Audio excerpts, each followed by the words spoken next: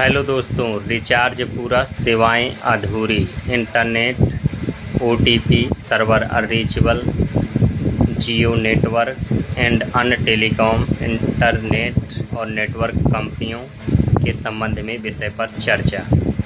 Reliance company industries limited के वर्तमान अध्यक्ष और प्रबंध निदेशक chairman and managing director Mukesh Ambani हैं।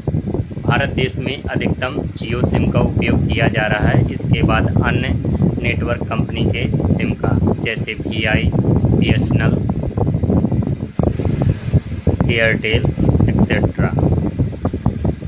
आपने देखा होगा कि जैसे ही रिचार्ज होता है तो इसके बाद इंटरनेट की गति धीमी कर दी जाती है और कभी कभी फ़ोन करने पर सर्वर अनरीचेबल हो जाता है और कभी कभी जब भी ज़रूरत पड़ती है, ज़रूरत के समय OTP भी नहीं आता है और जब भी आप कोई सरकारी काम या अच्छा काम करना चाहे तो वहाँ पर इंटरनेट धीमा हो जाता है। इस विषय पर संबंधित कंपनी और भारत सरकार के विभागों को ध्यान देना चाहिए और सिस्टम में सुधार करना चाहिए कि अगर ग्राहक पूरा पेमेंट करता है तो कंपनी की पूरी सेवाएं उसको मिलना चाहिए। अगर उसके साथ कंपनी गलत करती है, सेवाएं पूरी नहीं देती है, तो उसका रुपए पूरा रिफंड होना चाहिए। इस विषय पर भारत सरकार के संबंधित विभाग को ध्यान देना चाहिए। क्या आप भी इस समस्या से जूझ रहे हैं तो अपनी आवाज़ उठाएं और आगे बढ़ें।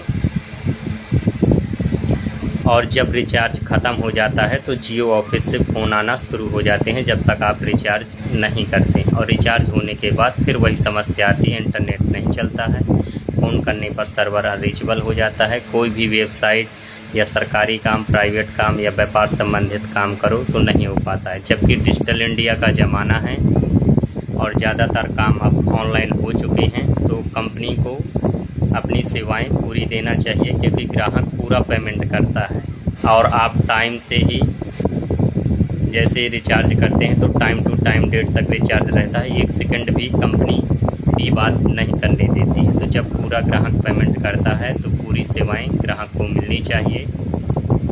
संबंधित रिलायंस कंपनी अपने जियो टेलीकॉम में सुधार करवाए और यहाँ पर टेलीकॉम कंपनी में शिकायत डालने पर भी आश्वासन दे दिया जाता है, लेकिन निराकरण नहीं किया जाता। अगर कस्टमर केयर में आप बात करते हैं तो वहाँ पर आर्टिफिशियल इंटेलिजेंस द्वारा बनाया गया रोबोट बात करता है और कभी कभी ग्राहक सेवा अधिकारी से बात कराता है। समस्या का समाधान नहीं होता है, रिचार्ज पूरा और सेवाएं अधूरी, ऐसी कहानी बनती जा रही है। और ना ही कंपनी के नियमों का पालन हो रहा है, ना ही भारत देश के संविधान के नियमों का पालन हो रहा है, और जो भी भारत सरकार के विभाग हैं उनके जो नियम बनाए गए उनका भी पालन नहीं हो रहा है। क्या यह बात सच है और आप भी इस समस्या से जूझ रहे हैं तो अपने विचार साझा करें। जय हिंद।